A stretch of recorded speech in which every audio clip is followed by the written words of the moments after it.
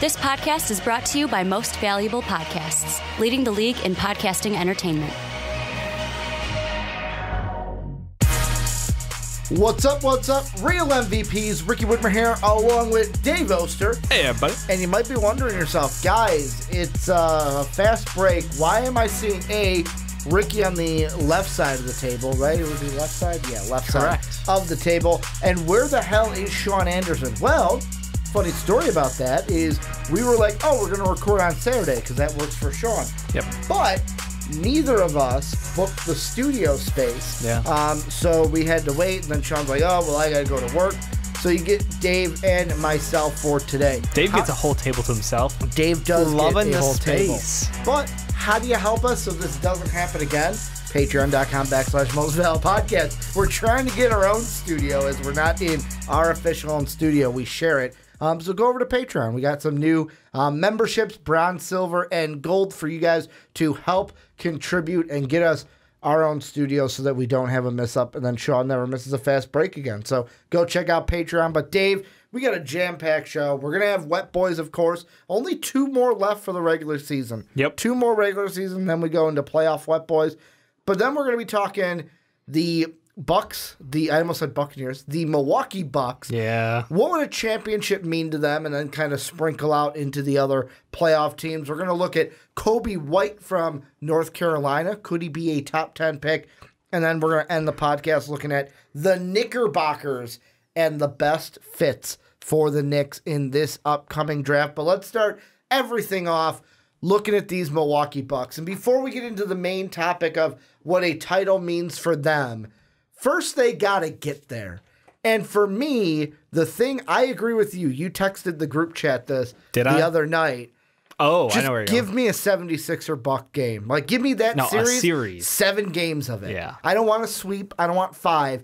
Give me 7 games of Embiid versus Giannis in the playoffs. Yeah, no, that was an intense matchup, and I love the way they go at each other. It's just, it's something special every time, and they put up ridiculous numbers when they do that. Well, like, there was an exchange I saw where it was Scott hits a 3, Giannis comes down right away and is like, no, bro, and slam dunks it, and then Embiid comes back and goes, hey, I can hit a 3 too in your face. Yeah, I mean, and it was insane. Just, and this is not the first time we've seen that. These two teams have played well. But before we talk about what it means to them, could the Bucks realistically win a championship? And this is something where ESPN, of course, they're talking about it. Yep. I don't agree, but could the Bucks challenge the Warriors if they met in the finals? Let's say they get past the Sixers in the Eastern Conference Finals. Sorry, Jake.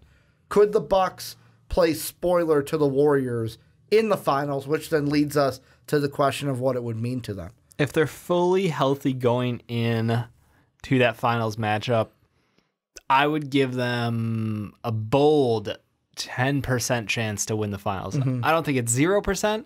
I think it would be a very interesting matchup. So you're saying there's a chance. I absolutely am. I don't think that you should count this team out. Giannis elevates the entire team. They've got great shooting. If Malcolm Brogdon's back and healthy, he is a lights-out shooter, part of that 50, 40, 90 club. Very exclusive club. Chris Middleton's great, and in the playoffs last year, if he can deliver on the same level, they are a dangerous team. So I'm thinking that this team, 10% chance they could do it. So I'm not counting them out. I refuse to. Yeah, with me, I don't have an exact percentage like you do. I just ballparked up top of my head, man. Just be bold. With me, it's one of those things where I know the Golden State Warriors. They're like that student all year that's like, you know what? I'm smart enough to slack throughout the year. And it's like you get closer to the end of the semester and it's like, all right, I fucking guess I'll turn on my gear. And then boom, aces the class. And you're like, what? You did no work all year. How did you ace it? And he's just like, deuces, guys. Have a good summer. As he walks out of the room. That's what the Warriors are. Yeah. Come playoff time, they hit a gear and it's like, oh, the season started now? Yeah. Our season started. Literally, Steph Curry last night was just like, so I guess I should start shooting threes again, right? And wearing contacts. Yeah. How his shot has improved just by wearing contacts, and he was still shooting ridiculously without contacts in his eyes. He's just silly. He's so good at silly. It's one of those things where I can't pick against the Warriors. Yeah, a healthy until Warriors I team see is it disgusting. happen. Until I see the Rockets or the Bucks or somebody beat them, I cannot pick against them. But let's say the Bucks do win. And confetti's running down and Giannis is holding the O'Brien trophy. What does it mean for the Bucks to win the NBA title? Oh, it's everything. It is everything for them. It's everything for every team. That's sort of true. Is it everything for the Warriors, or is it like another parade, another couple gallons of Hennessy? You might have some of those fans, but with me, the true fans, you're gonna love every championship you get. Yeah, true. I cherished all the 3 I got to witness, and then even the 6. I'm still gonna count the 6 because I was live during them that the Bulls got. Very controversial take there. No, I think it cements Giannis as a potentially we've always been floating is he like the 4th best player? Is he the 5th, 6th? He cements himself as one of the best players and the next guy to basically come at that throne. It's LeBron James, followed by Kevin Durant, followed by Steph Curry and everybody else. James Harden's right there with him. It puts him above James Harden if he wins. Yeah, because he would have done the thing that James couldn't. Because James is a guy where we have said, hey, ever since you've done, you can't, you haven't won a championship. It puts him ahead of him. It puts him up for sure ahead of Russ and Paul George. Yep.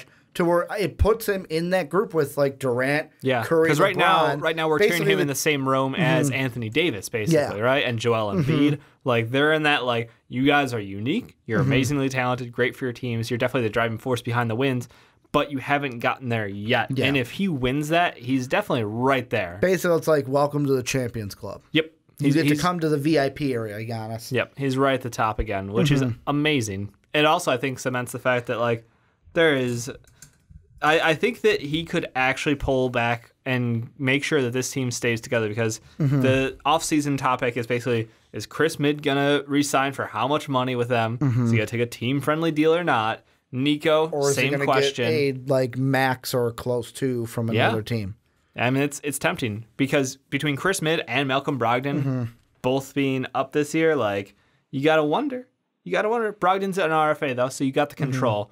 I think that both those guys deserve a lot of money, but if they can't keep those 2 guys, it could get interesting. But I think that them winning would mean that they would want to stay. Because why would you want to leave the championship team? Of course. Well, I mean, there are times where players have left after championships, but I don't think Chris Midd leaves after a championship, especially if a team like Milwaukee wins that championship, especially with Giannis, where we've heard him say hey, you know what, I'm gonna stay here, I'm gonna win with this team, and we've. Of course, already, 2 years ago? We talked about, hey, if this team can't turn around, Giannis should for sure get out of town. Well, it seems like this team this year was hey, we're going to get you a coach. Turns out that's a big deal. That can actually help you out. And it's helped them with having Bud being their coach. But I think that the interesting thing about the Bucks for sure, and really, I'm going to say this about any of the Eastern Conference teams. Sure. If any of the East teams, Bucks, Raptors, Sixers, Celtics, Pacers, if they win the finals, I think it means a lot for the NBA. Parity? Because, not just parity, but I think it will affect free agency in a way. Because not saying that if Kevin Durant has his mind set on the Knicks, he's going to come to the Knicks. Sure. But it kind of changes the narrative of let's say the Bucks win the finals. Hey, it's not going to be an easy ride. You can't LeBron it over here and come back and come over to the East and expect it to be an easy ride to the finals. It's true. Like LeBron had this conference on lockdown for so many years. It was never an easy ride for LeBron to the finals. There were hard-fought series. Series I? Yeah. Seri? Yeah, I'm not sure what the plural series is, but it is. Multiple series.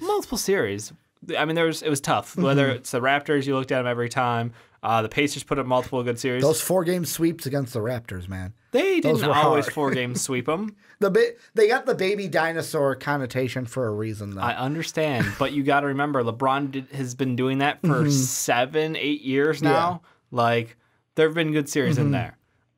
Point being, I agree with you. I think that the East is not a pushover. I think people were underrating the level of difficulty of beating the Raptors with Kawhi. Obviously the Celtics finally starting to click on multiple gears. 76ers looking like they're building their own mini super team. There's definitely a lot to love about the East right now. So if KD comes over and does decide to go to New York, the Knicks specifically, and not the Brooklyn Nets, which I think would be dope. But if he does go to the Knicks and, can do something, like, it's not a guarantee anymore. It's not a, like, all right, man, you signed, welcome to the, Eastern Conference playoffs, and here's your road to the championship again. Because we're going to have to see if Giannis can take this team to that level. That sets a new standard. Because it's like, well, it could change the face of the Raptors. It could change the Celtics offseason. Like, them winning changes the face of the Eastern Conference entirely because teams have to react differently. Because you now need to draft around. Can you get someone who can defend Giannis, who can shut them down? Limit Giannis, because you're not going to contain I said him. Defend. Yeah, I'm just throwing out there, like, if people are saying stop Giannis, no, it's limit Giannis. I chose my word correctly. I know. I'm just talking to the masses, Dave. Fair Go enough. ahead. Fair enough. And you also have to go against their system. 3-point shooting all around, being able to space the floor, especially from that center position. Brook Lopez, probably one of the biggest keys to success for this team, has been him being able to knock down threes. Big Splash Mountain out there. You got to love that contribution. So it changes the way teams go into the draft. It changes free agency. I'm absolutely with you. There are repercussions that would go just waves through that Eastern Conference. And we've always looked at the West as being so tough and so close. And it's like, yeah, the East might not always be so tough. There might be some teams in the middle there who you're like, you're not quite there yet, but they're not pushovers by any means. And the thing that I'm looking at, too, is do you know the last time the Buccaneers, or not the Buccaneers, the Gotcha, Bucks say it on the show, make it out of the first round? When was the last time the Bucks made it out of the first round, Dave? Do you remember? It was during our lifetime. Really? Really? It wasn't the Michael Redd days, was it? 2001. The 2001 playoffs. Off the top of my head, I can't remember if that was the Michael Redd days, but that was the year they finished second overall in the East. They finished first in the Central. Yep. They beat the Magic 3-1. They beat the Hornets in 7, and then they lost to the Sixers in 7. I believe that was the AI step back. 2001 was his first year. Yeah. He didn't really contribute that year. So Ray Allen, I believe, was still on that Bucks team. Because that Sixers series, now that I'm saying it out loud, I think back to SB Nation did a step back rewind, and they talked about that series. So that's why I think that's the same series that the step back then happened, or the step over, you can say, happened in that finals. But like, ever since then, this has been a team that if they make the playoffs, they're getting bounced in the first round, especially the last 2 years. They get bounced by the Raptors in 6, and then last year's series against the Celtics, where it's like you couldn't even beat a Gordon Hayward and Kyrie-less team. Get out of here. No, I'm just saying, like, there are many teams or many people going into the playoffs that are like, hey, this might be a good thing for the Bucks. They get a Celtics team that is very depleted. They're very rookie-led. Like, this is an inexperienced team. They have a head coach that isn't really used to this kind of a situation. And then the Celtics go on their run. Really, one bad game away from going to the NBA Finals and stopping they took LeBron's streak. LeBron James to 7 and basically just missed on beating him. I mean, it was literally like a shot miss away from beating him. So I don't think you can really. I don't want you to change history here and say they lost to a team that had no right being there. I'm not saying that team definitely deserved it. I'm not saying that, but I'm saying that they were a team coming into the playoffs that I don't want to say no one respected. They had a lot of question marks and a lot to prove. But yeah, they had a lot of question marks. They still won like 50-something games. No, I know, but it's like if you're gonna pick a playoff series going into last year, it'd be fun if I actually could go back and see that. Yeah. I would be funny to see how many of us, you, me, and Sean, picked the Bucks or the Celtics last year. But my point is, just the Bucks getting out of the first round is going to mean dividends to this team, to where it's like, now if they get to the second round and get bounced, I could see people going, well, all right, at least we got out of the first round. But if they get to the finals and win the finals, like, that kind of just overcoming adversity. And the thing I wonder with them is, do they have to suffer anymore? Because we talk about championship teams where the best ones, it's like, hey, look at how much this team needed to suffer. They were getting to, like Jordan with the Bulls. It was in the 80s of running into the Pistons and basically losing to the Pistons. Could get the right guys, the right supporting cast. Until they got past them. And then they kind of took off from there. Where you get Scottie Pippen, Tony Kukoc, are the Bucks there yet? Or are the Bucks hey, they got to get to the Eastern Conference Finals, struggle and lose there before they get to the finals? Or is this going to be a Bucks team that kind of overpasses that and just goes to the finals? Everybody's got a unique way of getting to the finals. I don't think you can characterize them as all having to struggle like that, because you look at teams who've had those, 1-year success runs where they're just boom, they're there, they're red hot, right time, right place. Other teams like the Oklahoma City Thunder, where it's like, they made it all the way to the finals, and guess what? They lost those. And then guess what? They lost in the conference finals, and then they lost in the round prior, and then they lost in the first round. Like, there's no direct, here's the map how to be successful in the NBA and win your championship. So I don't think there's a thing saying that they have to lose in the fucking Eastern Conference Finals or anything, or even make it to the second round. It's just, I think they have the talent on board. I think they've got the right team makeup. They've got the right pieces around Giannis to support him right now, and they've got the right head coach. They have no excuses to not make it out of the East right now. They've got the best record in basketball. They've beaten down teams in the throughout the entire season. It's just, there's no excuse. There's no excuse for them to not win the Eastern Conference outright. But am I saying that they're going to do that? I don't even know, because I'm telling you, there's other teams that are hot on their tail. How about the Raptors? We'll move away from the Bucks a little bit, kind of go a little rapid fire into.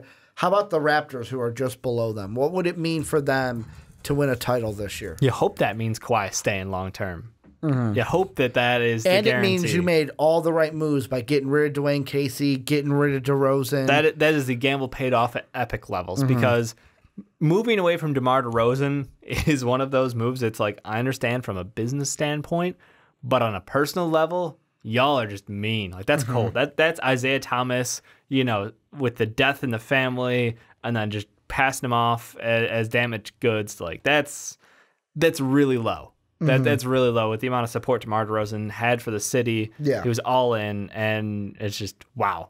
But on the same time, you turn that into Kawhi Leonard, Danny Green, and you take it to a championship. Goddamn, with a brand new head coach.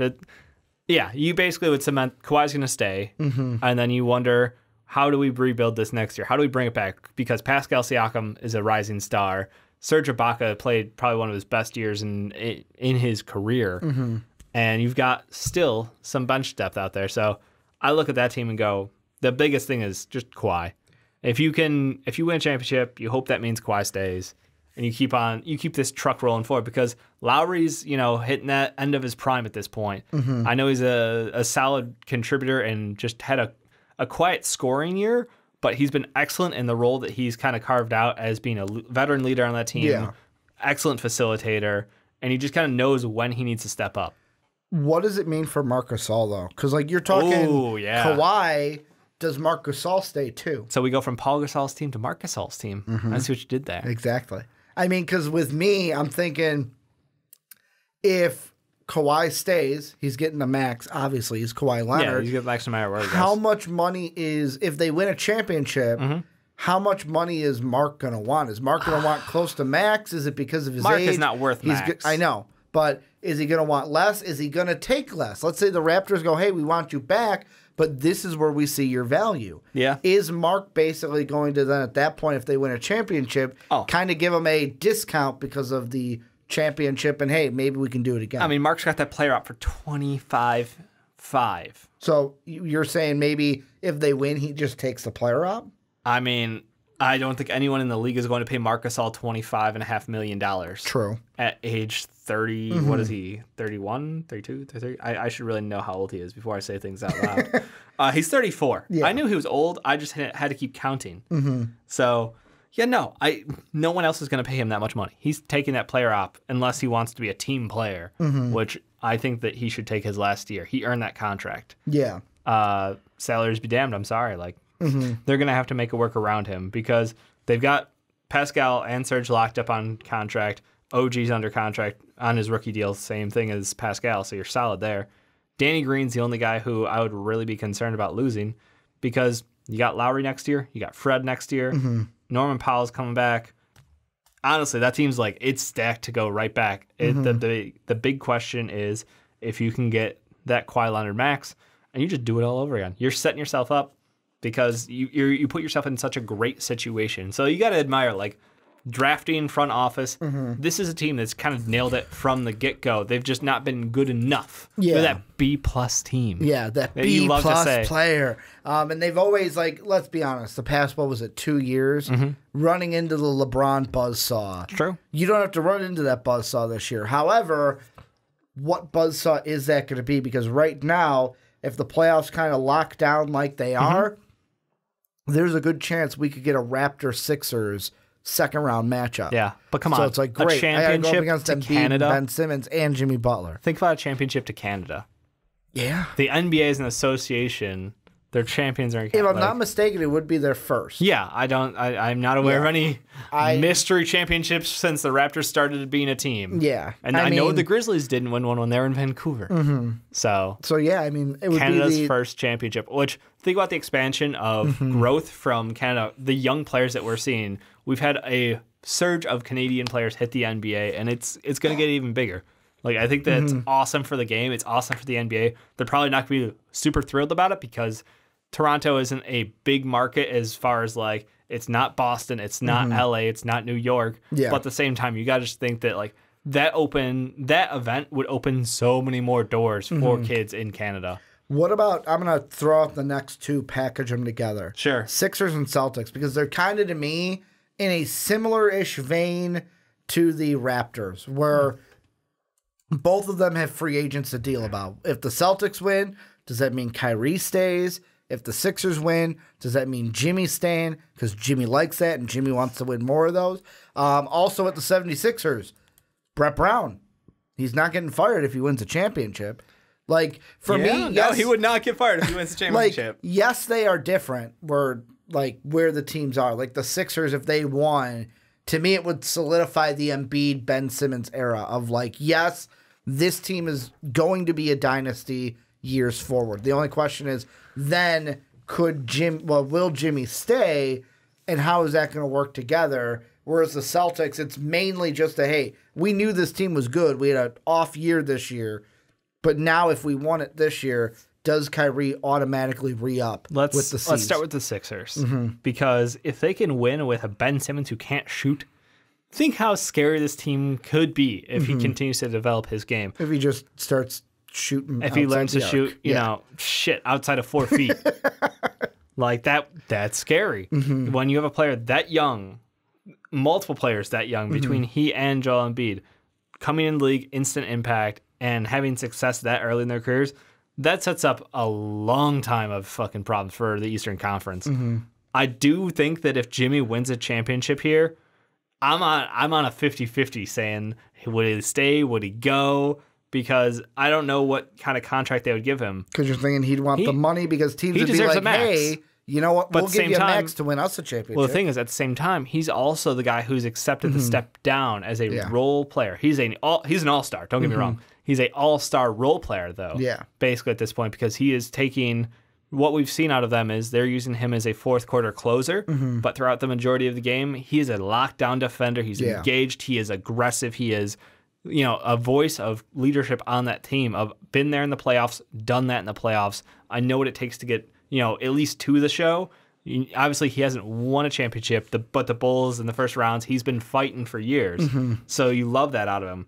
I just think that if he gets a championship, it kind of goes to his head. It might go to his head. That's my only concern. Dave's like, Toby? Dave's like, I wanted to say it without saying it. Yeah, I don't want to say it, but it's not a bad thing. It's just I could see it going to his head, and he could be like, I will come to your team and help you win a championship. Because, like, he could go full, prime time on us and be like, oh, the 49ers, you want to win again? Cool. Oh, Dallas Cowboys, you'd like to go to the Super Bowl? Yeah. I can do that. And that's the that would be scary awesome. thing, like what could happen with Jimmy, because Jimmy never got there. Yeah. Jimmy never tasted that. Jimmy was a JUCO kid. Yeah, Jimmy was a JUCO. Jimmy worked up. Jimmy wants a taste of that. That's insane. Gotta love those Seinfeld references. I know. But I mean... Toby's the other guy. Is like, I think he could sign for a decent rate. I don't think he's going to get a max. JJ Redick, too. I think you bring him back. How much... JJ, I hope, takes a discount and comes back. He is perfect. If they win a championship, for sure he's taking a discount and coming back. He is perfect for this team. He's everything they need. So, yeah, I would... If I'm them... I'm looking at Toby and I'm looking at JJ. Jimmy would be amazing to bring back. Yeah. He's a leader and he is definitely a great vet to have around these guys and keep pushing them.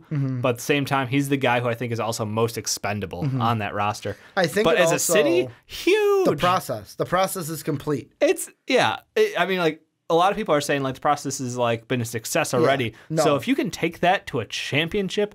And just be like, game over. Process Adam fans Silver, can die happy. Adam Silver is just like, fuck.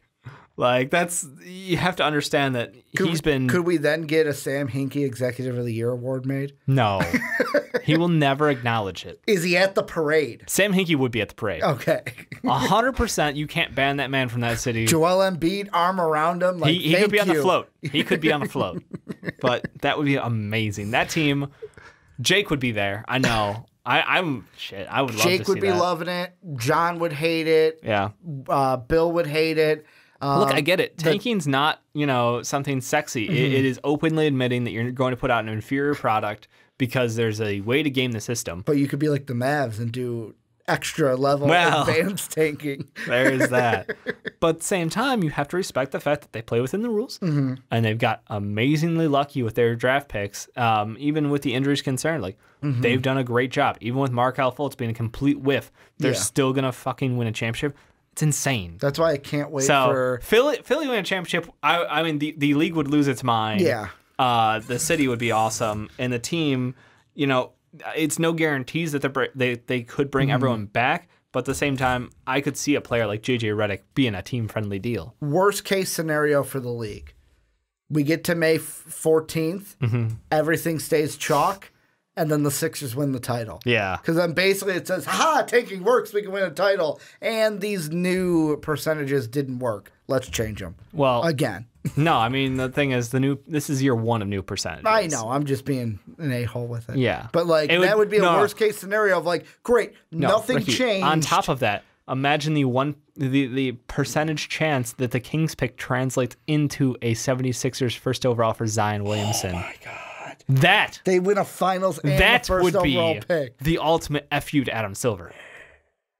Yeah. I could see Adam Silver being like, nope, putting it back. Nobody saw that. Shut up, Philadelphia. Nobody saw that. Yeah, that's exactly what I could. I mean, that. You won a championship, but this would happen before the championship, so we wouldn't know. I know. That's what I'm saying. I'm just like that. Man. That is truly the darkest time for the rest of the league. What about the Celtics?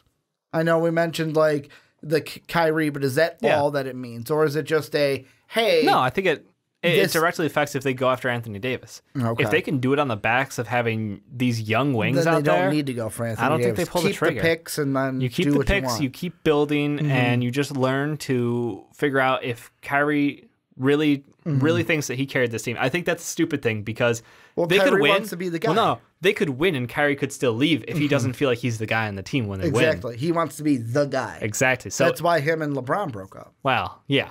I think that and his immaturity. Well, yeah. And LeBron, too, has spoken out and said he could have managed that more. a little bit better. Right. Yeah. But just think about that. They win a championship, but Gordon Hayward is a starring role. He's the comeback player, basically, coming off that horrific injury. He's been hot late. And if he comes up, or if Jason Tatum fucking usurps the throne from both of them as the, everyone loves joking how young he is, but as the, kid basically walking in amazing playoff performances last year, going up against LeBron straight up, awesome.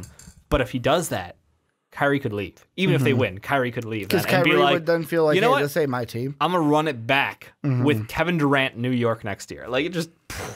So that's my fear. Is they could do everything right. And Kyrie's so unpredictable that he could still leave. So for the Celtics, it's just, hey, you won a championship, good. Be happy you won a championship. You won a championship. Going to solidify, and then how we're Kawhi might stay, Jimmy will stay. Kyrie, might still leave. Right, but at the same time, you go, okay, they won a championship, and they could have two I think lottery picks if things roll out correctly for them. And then they've got another 2 picks later in that draft. 2 lottery picks. 2 lottery and 2 post-lottery. So that's like they could continue to load up on this young talent. And I get it. It's not a good year for this, but like it's still, you're still going to get young talent. Or if, because the Grizzlies are right there, if there's flips and then, we push that one to next year. True. Like, that might even be a blessing That would be a blessing for them. the Celtics. I think it really would be. Because then they wouldn't have to use that this year. How about, because like the Pacers, just to roll through the East, just really boom, boom, boom. The Pacers, I think the big thing, if they did Cinderella.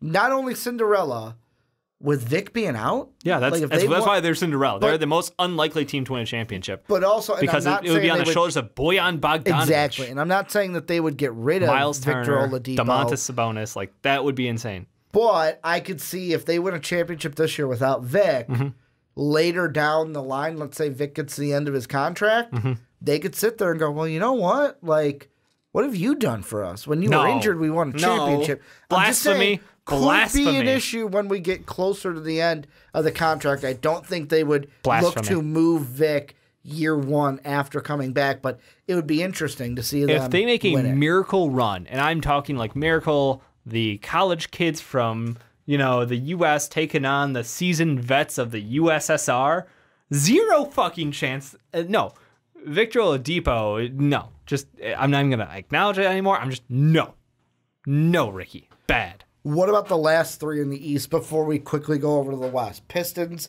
Heat, and right now... I'm sorry. I looked a little bit too low on my tablet. Magic, Nets, and Pistons as we sit right now. Put some respect on the Magic, the hottest team in basketball. The Heat and the Hornets could still get in, but right now it's Magic, close. Nets, and Pistons. Magic would be dope. Zero chance. Vusi Main. Who's their MVP? Everybody? Because they got like 12 starters? All the starters. Mo Bamba. No, he's hurt. Yeah, but that's getting played at the parade. Oh, you're going to play the song. Show. Yeah, you're going to play the song. But no, that's a team that has a good future in front of them finally. They're not going to win this year. I'm just going to say it. I'm not even going to. Nope. I don't think any of these do. Nope. But like if they do, what it means. No. Nets and Pistons, you're not going to. Blake's a Superman. He's a superhero.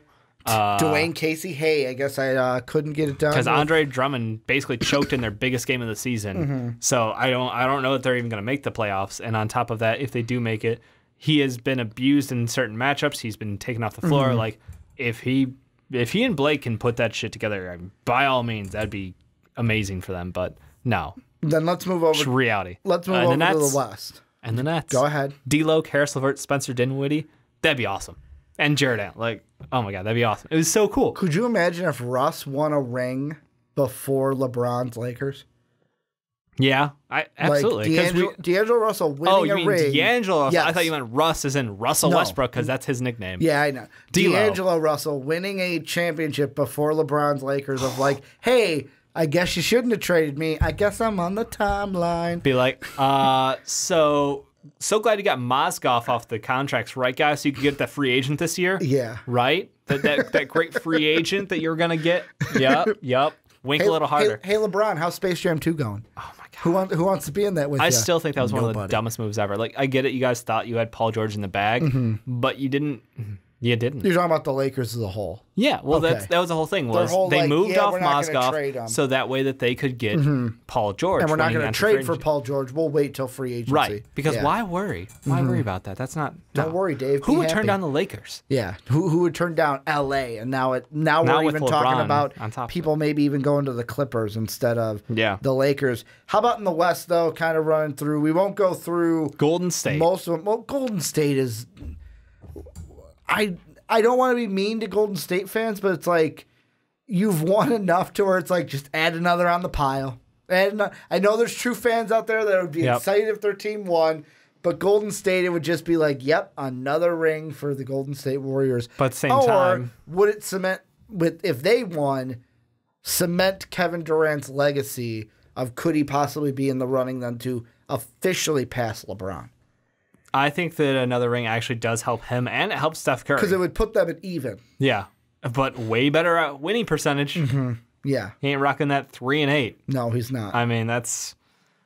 Yeah, no, I think the Kevin Durant winning, even on a stacked team, still adds to his legacy. Like it's a lot. Same with Steph. Like Steph's already up there as one of the greatest point guards of all time, and he's just 30. Yeah, like there's the Warriors. It's all legacy. Kevin Durant. It's like with Steph Curry, yes, on his own, but more importantly to me, the Curry, Thompson, Draymond core of like this Warriors team compared to some of the best dynasties that we've seen. Like one of the ones that we got to live through with the Bulls. They're definitely on that Bulls tier. It's scary good. They were made a different way, but at the same time, you have to respect them adapting and continuing to evolve. Adding Boogie Cousins. If Boogie gets a ring, that's going to be amazing. I can't wait to see Boogie get a ring. Boogie, I still think the Warriors are going to win it. Boogie with a ring, parade, him, Draymond, Jordan Bell, drinking Hennessy. Going to be ridiculous. What about the Nuggets, though? Sean's wild card team that he threw out from the preseason that we were all like, no way are they going to be up there. They're too young. No way is Jokic going to be in the top 3 of MVP voting, Dave. Yeah. No, they've really surprised a lot of people, us included especially.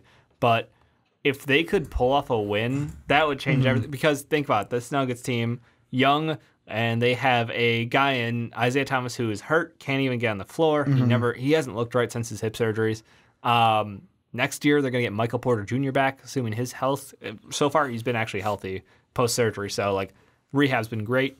That team is scary, just long term scary. That could be a start of something special because how do you even like go up against that team? You got a center who has an offensive touch like we've barely seen before, like only once or twice in the NBA history. And outside perimeter shooting, solid defenders, like they're just a well-balanced team with that X factor in Jokic. Yeah, and like for me, I think that if they won the title this year, it would accelerate the timeline. Where I mean, it jumps them to the front of the line. It's like we're talking about dynasties, and it's like because there's some people that are like right now that may feel like, okay, this team has something brewing, and could be on that like next team of like we're the ones where we usually see where it's like, okay, who's going to be that next dynasty-ish team? Where some people might be looking at Sean, one of the first, of like, watch out for that Nuggets team. Yeah. If they won it this year, it would give them the most powerful thing ever. Confidence. Yeah. We knocked off, let's say they beat the Warriors and the Bucks. They weren't a playoff team last year even. Like, think about that. They lost to the T-Wolves on the last game of the season, didn't make the playoffs. So if they were able to get past, let's see, they would have to get past, hypothetically, the Rockets. And here's their road as of right now. You ready for this? It ain't easy. Round 1, they're playing the Thunder right now. Yep. Thunder have been sliding. But still, like Russ, PG, it's not an easy matchup. No. Then round 2, if they play the best team, highest seeded team, the Rockets. Yep. And then the Warriors. And then in the finals, it would be the Bucks. Like, that's your road if you're playing the hardest opponent. That's earning it. And if you were able to do that, that would give you confidence where I would be like, pick this team to win next year. Yeah, just out the bag. Pick them to win next year. And they got some cap space to work with next in this offseason. And for the Nuggets, I think this year they've surprised me. They're on the right track. And if they won, it would accelerate the timeline completely. We're like, okay, we didn't think they were going to be in championship mode, but I guess we are. We got to go and just kind of go into that mode because, oh, wait, we don't want to fall out of this championship mode year after year now that we have already won one. Here's, to me, an easy one. The Rockets. Really, CP3, James Harden, that's what it means to this team. James Harden. It was all worth it. Same thing we said, too, about Giannis, of putting him in that next tier. But if CP3 is able to stay healthy throughout the playoffs and then win a finals, like, this would be like it's my health, guys. Like, if I can stay healthy. If I was ever healthy, I could have been a multi-time champ. And we would also be looking back and going, man, we could be looking at back-to-back Rockets, like you just said. Back-to-back over the Warriors, because let's be honest, they would have beat Cleveland. They would have beat them. Not even close. This would have been like, holy shit, back-to-back champs if they wouldn't have had a historically bad day from beyond the arc a year ago. And it legitimizes what they've done. You know, when you think about the contracts, people are like, you're becoming Chris Paul, how much money when he's an old man? James Harden doesn't deserve all that. Plays all the wrong way. All it takes is one championship. It's absolutely worth it. You sign yourself up for that. You empty the team, and you fill in next guy up with this stuff. You're pulling guys off the couch. You're pulling guys, other teams who refuse to even play for an entire year, and Kenneth Faried. Like, they've got some amazing stories. They picked up the trash that was Coach's son, Doc Rivers. I can't remember his first name. Rivers. Austin. Yep. What about last year with, what was it, Jeff Green? Gerald Green? Gerald Green. I said off the couch. Yeah. I mean, it's an amazing story. It's also a lesson in, like, we built this team with a purpose. Mm-hmm. We know what it takes to beat the Warriors. Kenneth, we're ahead of the curve. Did you mention Kenneth Faried? Okay. I did. I already got him. Okay. I'm just throwing it out there. I didn't hear you say his name. I did. Okay. That's great. You got to listen, Ricky. You gotta listen. I am. Go ahead. But yeah, like, what it means for this team is huge because they planned from day one. They're like, we're ahead of the curve. We're going to shoot the highest percentage shots possible, and then we're going to shoot threes. The mid-range doesn't exist. The floor is lava. We stay out of that area. You get your hand slapped if you shoot a mid-range. Yeah. And it was a bold call because nobody else in the league had done that. And they took the first step, and they were ahead of the curve. But they came across the unluckiest stretch of three-point shooting that has ever existed in basketball. And that took away a championship chance from them. And I think if they won it this year, it would be like a crowning moment because then James Harden's like, I did it with this team, my team. Kevin, you couldn't. Couldn't. And that I think is one thing because there's a rivalry there that everybody wants to talk about Russ and KD because they played together longer. Yeah. But you can't deny the fact that James Harden has the same feelings towards both those guys. They're friendly. Don't get me wrong, it's not that like weird, like, are they frenemies shit? It's like they're friendly, but him winning a championship on his own team before Russ wins a championship, if he ever does, and before Kevin Durant can ride the ponytail of Steph Curry to another champion, like, it's awesome. It's so cool for the Rockets. Yeah, and I think the big thing is demons off the back, or your demons have been lifted, because Houston's going to live with it. And let's say Harden never wins one. He's going to be haunted by that Western. Let's say he never wins the finals. He's one of the greatest scorers ever. I don't know if he's going to be haunted by it. But, like, how many times do you, like, they ask old pros of, like would you trade all this in for one ring? Yeah, absolutely. And most of them go, yes. The thing is, one ring. is James Harden still has, like 7 years left. Well, and this is what I'm saying. So I'm saying, if let's towards say we the end, get to the end. he takes the route and he's like, I'll go play off the bench. I'll Lou Will it for you. Yeah, you know? I'm saying, let's say we get to the end of the career and he never Jamal wins Crawford one. it? I don't know what you want to call it. Let's say he never wins one. Okay, you're right now. Follow stuff. Then I mean, at that point, he will think it's not going to be something where like, oh man, James Harden is crippled by this, but any natural person would think back and go, man, if that would have just went a little bit different. Yeah, I would be an NBA champion. Everybody's got some regrets, but like, I think at the end of the day, his career is already pretty fucking legendary. He'd be happy with his career, but I'd be shocked if he never thought or had that thought ever. Maybe it's like a 10%, Name anyone 5%. who wouldn't have regrets about not winning a championship. There's exactly. no one. Like, and that's all I'm saying, Dave. That's all I'm saying, which this would alleviate that to where I win that, and then he never has that thought at the end of his career because he would have won one. Like Brody will have. Like Brody. Will have, maybe. I don't think so. But what about the Portland Trailblazers? They're next on the block. I sidestepped that. I was like, I'm trying to set you up. I'm not. No, he's never winning one. I've been on that train for so long. I know. But the Trailblazers. Portland, I mean, Jesus. If they overcome the injuries to Nurkic, Dame's smile, I think it'll be from ear to ear. Yeah, I think Dame will probably be a lifelong Trailblazer at that point. And they've got young kids coming up to fill in. They still have wings, but like it would be a heroic level effort from Damian Lillard to get there. He would be putting up, like 40 something a game, 12 assists or something stupid. I mean, it's going to take a lot from him and a lot from those contributing players. But Portland winning a championship would be pretty dope because that's a team where it's like couldn't do it with LaMarcus, couldn't do it, together. They had the Greg Oden days if you go far enough back. They've been cursed by injuries at the worst possible times. And I think that if they could pull it off with an injured Nurkic, I mean, that would be truly spectacular because he is such a core piece to what this team is and how they play. So, heroic. Yeah, heroic. Well, and the thing also, too, is the last time. So, the Blazers have only been to the finals 3 years. Yep. The first time they went in the 70s, they won the title, their only title. Yep. The last 2 times they went to the finals, they lost to the Detroit Pistons in the 90 playoffs. Yeah. And then in 92, lost to the Shrug. That was the Shrug year, Dave. I don't know how I'm hitting that many threes, but the Bulls are winning their second title in a row. Yeah. Like It's those, a team with regrets about the draft. exactly. And those, yeah, he could have had Michael Jordan. But that would mean just for them, Lillard and CJ, and okay, we don't have to talk about breaking these guys up because we can win. They got the job done with these guys somehow without Nurkic. Yeah, with the next four, if you want to hit any of them, the only one I really think has a shot out of the bottom four is possibly the Thunder.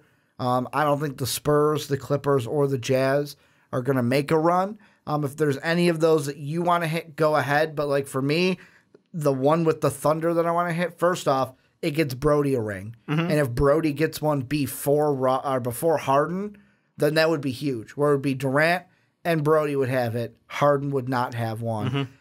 But the only question I have with the Thunder that would be a negative for Russ is how much stake at the end would we put on, is it his championship or PG's championship? With how well PG has played this year. He couldn't get it done without Paul George. I think it's both. I think it takes both of those guys playing at the top level to get there and get it done. There's no way Paul George can we've already seen Paul George elevate his game this year. Yeah. There's no way that level will win you a championship. It's going to be both of these guys. It's going to be Cantor. It's going to be guys knocking down. I'm sorry, Cantor's down. Adams. Rungbig, who's on Portland. Thing in the stash. Yeah. It's Steven Adams. It's guys taking down shots from the outside. Like that is a team effort win, even though you've got two stars, like bona fide stars on that team. No, I don't think you can take anything away from either one of them. How about do you have anything to say about the Jazz, Clippers, or Spurs? Donovan Mitchell would be literally a god at that point. Second year in the league. You knocked off Russ in your first year. Donovan would be like, I don't need Rookie of the Year. I got a finals. Somehow he just, yeah, that would be insane. Gobert, all credit to him because he would definitely do a lot of heavy lifting. Knowing that if the Jazz jump angles. Get this. MVP. What if the Jazz won and they gave the MVP to like Giannis? No. Like they play the Bucks lose, they give it to Giannis. No. Like not only does Donovan Mitchell lose Rookie of the Year to not a real rookie, but also I can say that because I control these buttons this time. I'm done with but that. also he would then lose the Finals MVP to somebody on the losing team. I don't think that would happen. I really don't. I just think it'd be fun. I could see it being a Joe Ingles perhaps winning a Finals championship. Jumpin' Joe MVP, but no. I think no Grayson Allen performance. He's been playing really well but lately. no MVP type performance from Grayson. Probably not. He does play good in big games. Got that in college, but I would say it'd be on the shoulders of Donovan Mitchell getting it done. Well, this is where you guys come in. Let us know what you guys think down below in the comment section. Dave, I'm going to be completely honest. I didn't expect us to go this long. Not did I. On this topic. I believe if my math is correct, we're about at 46, 47. By the way, if the Spurs won a championship, the dynasty never dies. Like I don't say at that point. They're sacrificing goats. Never leaves. Like I don't understand. Like it would just he's a vampire. He's a talent vampire. Like he just absorbs other teams' talent and somehow makes them better, and they just keep doing it. Put your soul in the box. Keep Dave. going. They just keep going. Put that soul in the box. But this is where you guys come in. Let us know what you think down below in the comment section. And also, if your team is in the playoff, also if your team is like mine, the Bulls, and is not in the playoffs, what would a championship mean to your team? I know you wouldn't get one this year if you're out of the playoffs, but let's say next year your team wins. What would a championship mean to your team if they got one this year, if they're in the playoffs, next year, if they're already eliminated? Let us know what you guys are thinking down below. But Dave, it's that time to move into our favorite weekly segment where we look at the dampest of dudes, the soggiest of shooters, the moistest of men. This is where we take a look at our wet boys, the guys that popped off this week, had themselves some games, had themselves some weeks. Had themselves some history this week. At the history. Do you want to start off with the history, or do you want to start off with all your honorable mentions? No. Let's just tease. So we will start off. How keep it normal. We'll go through the normal. Sean not here, obviously. So we'll start with mine, then go to you, then we'll do Sean's. Mine's an easy one. Yep. It's Trey going cray yet again. Not only did he still hurts score when you say that. 33 points against the 76ers in a win, Dave. Yep. He had 2 clutch shots, not one, but 2 clutch shots to beat the Bucks. That's 2 playoff teams, Dave. That's 2 teams we talked about in the last segment. What does it mean if they win a title? Well, Trae Young beat him. Got to give love to Trae Young, giving him his second wet boy in just as many weeks as I gave him one last week. Yep. And he gets the honors, beating both the 76ers and the Bucks, one being a hell of a game winner off an inbounds pass. Mm-hmm. What do you think? What were you thinking about Trae Young, and does this play into the Rookie of the Year discussion at all? I mean, if it was Rookie of the Week, sure, but Rookie of the Year, Rookie of the second half of the year, is that what you're going with? Luka Doncic has had a better year. It's undeniable. It's inexcusable that people are still riding the Trae train. I think that I like that, the Trae train. Yeah, I think that. Do we go cray on the Trae train? No, he's had a great second half. He has proved a lot of haters wrong. It's awesome. His shot's amazing. Mm-hmm. There's just something special. He's got that it factor. Like, he absolutely has it. Well, you're talking about people with it factors. Not many people have the it factor more. Yours has history with this it factor. Who's your wet boy? History. He's a MVP in the league. It's Brody. The man has a triple-double season number 3. 3 consecutive triple-double seasons. I thought he was like 3 assists away. No, he already got it. Okay. He already got it. All right. It's locked up. Mm-hmm. It's in the bag. He's got 3 straight seasons of a triple-double. It's funny how we don't care about those anymore. Yeah, not a big deal, apparently. But when you do 2 of them in one game... Are you shitting me? Only one other man has ever had a 20-20-20 game, and Russell Westbrook is now an elite company. He is doing everything, and I get it. The efficiency's not there, and you want to cry about the system. I don't give a shit about either one of those. The man had a historic night. He deserves your respect, and he absolutely earned it. You called it right away. As soon as he had that night, you're like, Russ is getting a wet boy. Yeah, you can't deny that. He had a fantastic game. He's had a great week. The team is better when he is playing well, and he is killing it with the triple doubles. Well, and then going on into Sean's wet boy. Sean obviously not here, but we're still going to give him one. Yep. As is, and that's Giannis Antetokounmpo. And the reason why Sean chose Giannis, and I'm going to get my mindset into the mind of Sean, is he'll say something like, yes, they lost to Atlanta this week, but it was by 1 and Giannis didn't play. If Giannis plays that game, they win. Also, did you not see the game that he had against the 76ers? Where he had 45 points in that game and beat the 76ers and made us all go, please give me an Eastern Conference Finals with those 2 teams in it, to where Giannis, I feel like he's always been I'm going to say the underrated wet boy. Basically, like, he is a guy where if I look at the wet boy counter, Dave, I don't think he's going to have a ton of wet boys this year or even last year. No, I mean, he was very good. He is a top 10 player in the league, no doubt. But yeah, probably doesn't get as much love as he should. But that's because this year now I'm just going to jump in and James Harden. Look, I give them to James Harden every week. He deserves an honorable mention this week. He's played great yet again, as a surprise to no one. Joel Embiid had a triple-double in that aforementioned Bucks-Sixers matchup. He deserves some love. Blake Griffin, again, just the man's basically Superman out there. And then a couple of guys who just, the Euros starting to show up and play the game. Mario Hezonja went off and had himself a week. Pretty special. He was apparently a point guard for the Knicks in their trash factory of a game where they got blown out hilariously to the point where, did you realize that the starters walked off the court into locker room before the game was over? Mm-hmm. That's embarrassing when they're not there for the fourth quarter. Yeah. Just and also Dragon Bender having like a weirdly productive game. He's still 21.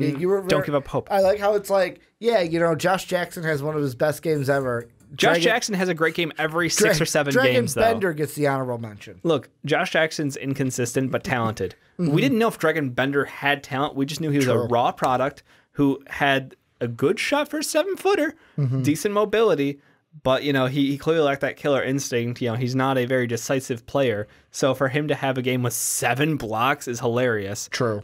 6 assists, 11 boards, and 10 points. Like, it just... don't write him off yet. I think he has talent. I think that he's still super young. Let him develop. But yeah, just sharing some love out there for people. Sharing some love. And now I am, because I'm looking at the wet boy counter. I was almost shocked because I didn't see Giannis's name at first. And I was like, no way did we go through an entire season without giving Giannis a single wet boy. This is going to be Giannis's 3rd wet boy of the season, which moves him into the tier, Dave, of now Trae Young. Trae Young moves with Also him. to this year. Anthony Davis, Yep. Derrick Rose, Luka Doncic, Zach LaVine, and Karl Anthony Towns. Some elite company. That is the company that it moves into as Russ moves from one wet boy to two. Yeah. So he's going to join the company of Devin It's hard to get a wet boy D'Angelo over Russell. when you're playing so inefficiently when Sean just shits on triple doubles all the time. Paul George only had two. Blake Griffin, Clay, Kawhi, and Durant as well. But that's with our two. Who's number 1 on the board? James Harden with 10. Yeah. Double-digit wet boys. You know who else I could have out since you gave an honorable mention? I gave like one. 5. Steph Curry. Like Really? Steph Curry had 40-some points in the last He had game one they played. game that was very good. I His could have game easily- prior was pretty. Could have easily given it to him. And if I did, he would have taken sole possession of second place. Okay. Because he's Well, tied with LeBron right now. You with got 4 you got apiece. one final week coming up where we're wrapping up the regular season. I'm excited for I it. mean, should I take the thunder away from Sean? Do we just crown James Harden the wet boy of the year right now? No, because we could triple. Because everyone else is just mathematically eliminated. It's basically like, James Harden set up like the Warriors right now. He can't lose wet boy. Yeah, So no, the he's- Warriors, it's pretty much their championship to lose. He's got it locked up. We'll have one more season of one more week of regular season wet boys before we then move on The into extra special playoff the wet boys. extra special playoff wet boys. And then if I open up my fantasy app on my tablet, going to keep this one very brief as I move over to basketball. I'm not going to check the What's Your Fantasy Baseball League. But Dave, we are pulling up the standings, second place. We are 2 points behind Super Hippo and Kyle. And the thing that's killing us, field goal and free throws. We knew that going into the season. Field goals and free throws. So here's what I'm going to do really quick. On our team, who in the last 7 days is shooting like poop? Gary Harris is shooting like poop. He's got 26%. I think he's killing us. I think we don't play him the last week. All right. But he was 2 for 2 from the foul line in the last 7 days. Yeah, Trae Young was on our bench. I don't know why. But yeah, we're 2 points I'm hoping behind. Sean updated that. We're 2 points behind Kyle, and we hopefully are going to win this out. And Kyle, remember, if Kyle beats us, what does he get, Dave? Do you remember what he gets? If I recall correctly, there's a certain pair of special shoes on the line for the winner of this year's series, and they are Starberries. Starberries. And Get psyched. you want to know what's really funny? What's that? Kyle, and I only realize this because the Fantasy Baseball League. Yep. Right now, Kyle is in first in the Baseball League. Oh, no. He's in first in the Basketball League, last Okay. in the I was Baseball like, you can't be League. good at both. No. No He one's is- good at both. Dave, it's the What's Your Fantasy team that's in the league. You guys are actually in the league? We are daily. We switch with Team Vasquez. I will- It's a daily duel. I will give you and Brennan credit for drafting a team then. I'm on that waiver wire every day, Dave. Ah. It's a me thing. I'll take full credit for that. It's a me Fair thing. enough. But let's see what we can do in the final week. Really, it's field goal percentage and free throws. Yeah. So if you guys have any wet boys for this past week, throw them down below in the comment section. Let us know what you guys think about any of our wet boys. And if you have any honorable mentions, but really wet boys and then honorable mentions are guys you would throw in. But let us know what you think down below. But Dave, let's move into our next topic, taking a look at the draft side of things. We're actually in draft mode for the rest of the podcast, taking a look at Coby White. But before we jump into that, make sure to check out patreon.com/mostvaluable podcast. I want to preach it again because we have a mock draft coming out next week. You get double the goodness of MVP. Thursday night, we're going to be recording our playoff predictions after the season is over. Next Saturday, we're going to be recording our next mock draft, number 5. And if you're a part of our bronze membership on Patreon, for as low as a single George Washington, you can see our picks. We put up the spreadsheet early with our picks, what we're thinking, so you can see it before we record the podcast next Saturday. So you can go and check that out at patreon.com/mostvaluable podcast. We'll have that up this week before recording the podcast next Saturday for everyone. But Dave, let's jump into what we're going to talk about with Coby White. Will he be a top 10 pick in the NBA draft? And the reason why I say that is if you look at like Tankathon, if you look at all the other like ESPNs, all the mock drafts, he's floating up closer and closer to that 10 spot. And if you look at our 4.0 Sean had him in the top 10, right there at 10 to the Lakers at the time. I had him at 14 to the Celtics. You had him at 12 to the Magic. Yep. The last time we did a mock draft in our 4.0. I will ask you, though, with everything you've seen, with March happening as the draft kind of evolves as we get closer to the June date, will Coby White be a top 10 pick this year in the draft? I think he's got a really good shot at it, actually. He had a pretty good tournament. Obviously, his shooting at the end was awful from three. I think he went 0 of 7 in his final game against Auburn. Yeah, 0 of 7. But the point is, when you watch his game as a whole, he's got a solid shot. He's a good-sized guard at 6'5". We can't wait to get the measurements in the wingspan, see what that officially comes in at. But he's got all the physical tools to be a great two-way guard in the NBA. He was a leader on a team that is known for their veteran presence, and he was able to step in as a freshman and succeed, where his cohort, Nasir Little, was unable to step up into that spotlight. So he's got character. He's worked with one of the best coaches in college, great physical body and makeup, and his shot looks really good. He's athletic. He's quick. Like he checks almost all of the boxes that you're looking for.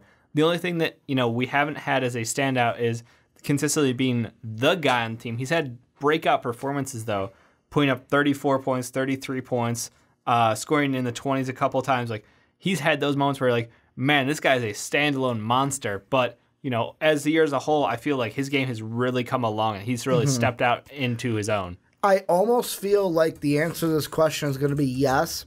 Not because I think we see 3 point guards go in the top 10, but I'm almost wondering if he will surpass Darius Garland because I'm starting to see it in some places. Like Tankathon, for one, if you look at their point guard rankings alone, they've got Ja, who's their number 2 overall, White, who's their number 11, and then Darius Garland, who's their 12th overall.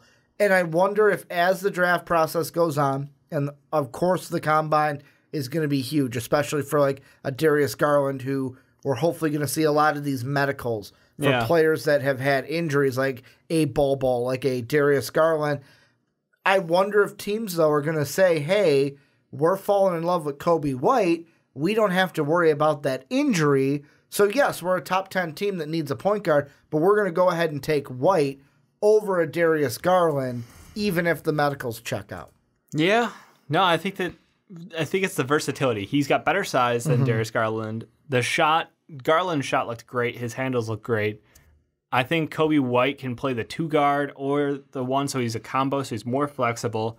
It's just the upside from Darius Garland. If everything is good with him medically, amazing handle, amazing shot, and he's a dominant scorer. Coby White, I feel, is like an all-around player, which I kind of want to value that more, even though in that superstar scoring potential of a wannabe, not saying he's going to be like Kyrie, but in the vein of a Kyrie Irving, where we see someone who's uber talented, clutch scorer, like that is almost its own category. But like a 2-way guard, I don't know if you could have a De'Aaron Fox-esque player.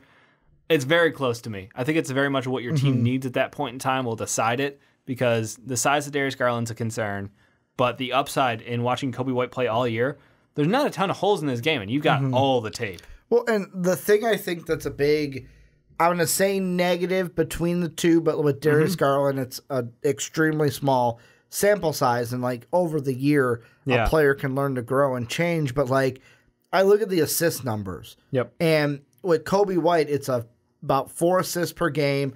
Garland, in the few games that he played, the 5, he only had about just under 3 assists per game. And I wonder, I know that Coby White is more of like you're throwing out that 2-way, where it's like, hey, I get not 2-way, but like that combo guard of like, he's a combo guard and he is a 2-way player. Yeah, he's both. Play the 1 or play the 2 is the part of it I was going in, not the 2-way part. But I wonder if teams are going to look at these players, and since they're both not great, they're not John Morant basically with the assist numbers, is that going to shy a team away to where they say, hey, you know what? We like this other player better. If we really need a point guard, we can get that in the second round. No, we can get that later on. Absolutely not. This is a very short point guard class when it comes to top-end talent. I think Trey Jones is fighting for his life trying to stay in the first round. Yeah. Based off of his grit, his defense is excellent, and he did have a stellar performance in the tourney, but wasn't enough. He showed what he could be at his best. He had such shooting struggles to the point where we're like, just don't even shoot, just get the ball in your hands, and then it comes out. And he just knocks down 3 after 3. An entire primetime podcast. 3. I was like, hey, just let him shoot. If he gets the ball, just back up and let him shoot. And then he made him pay for it. So, like, I don't know what happened in between time. Coach got in his head and, helped him through it. Yeah. But there's potential there for him. But I think it's these 3 prospects and then everybody else. Like it is that far apart. The assist numbers don't concern me because when you look at Darius Garland's tape from high school, he was fine. Like he's going to be just fine at getting the ball, facilitating out. Don't put him on, like you said, no one's at the John Morant level of 10 assists a game in college, which is just incredible.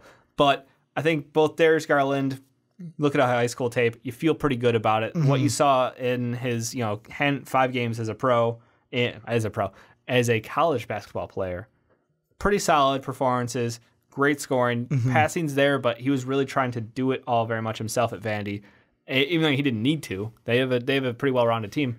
Coby White playing in a system. I'm going to put as much as that. Like he played in a system where it's a veteran-heavy team, and his touches were limited based on that. So even though when he got the ball, I think he very much felt like he needed to score. Him driving to the lane, he's so quick, he's so effective doing that. So he still got some assists, but I don't think you need guys to have 6-7 assists a game in college to be like, I see what I need to see as a facilitator out of him, as a floor general. I just also, for me, I'm looking at the order right now in the draft. And, of course, everything will change with the lottery potentially unless it does stay chalk. That'd be insane. But, like, I look at the teams, and let's just look at the top 10. Sure. Obviously, Coby White is not going to go over Zion. He's not going to go over Ja. He's not going to go over R.J. Barrett. Like, I think the top 5 is clear to where Coby White is not going in the top 5. I would agree with that.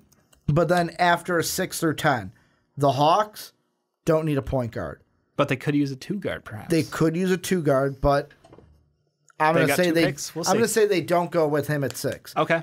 The Pelicans could, because you've thrown out in other segments how, like, whenever we talk about point guards, you're like, hey, they could go here and it could be a sneaky good fit. Oh, absolutely. I think Darius Garland and Drew Holiday would be awesome. I think Coby White with Drew could be good too. So I'm going to throw them as a maybe. Sure. I'm going to say the Wizards, no, because they've got Bradley Beal, John Wall. Although John Wall is injured, I think they stay away from it and maybe go with like a DeAndre Hunter or try to fill out that roster to continue competing. Yeah.